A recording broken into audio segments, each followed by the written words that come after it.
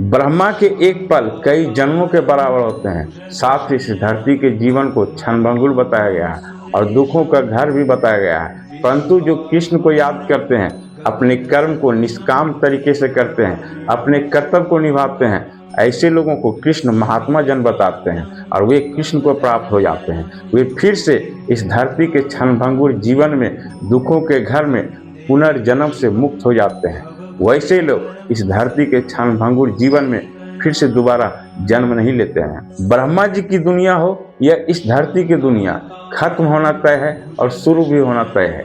इसीलिए इस धरती को मृत्यु लोक कहा गया है।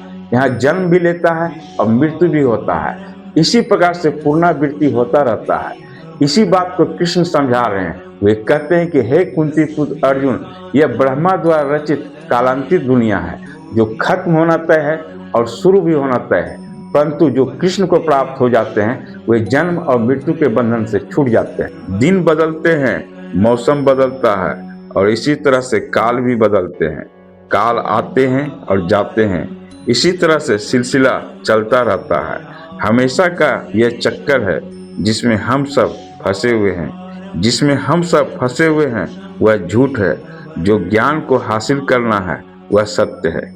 हमारी और ब्रह्मा के दुनिया में समय का बहुत बड़ा फेर है और इसी को काल कहते हैं। जो पुरुष इस तत्व को समझते हैं वो योगी जन काल को समझते हैं। जब ब्रह्मा के दिन शुरू होती है तो सारी दुनिया अपने अस्तित्व में आ जाती है। जब ब्रह्मा की रात होती है तब सारी दुनिया उसी में विलीन हो जाती है।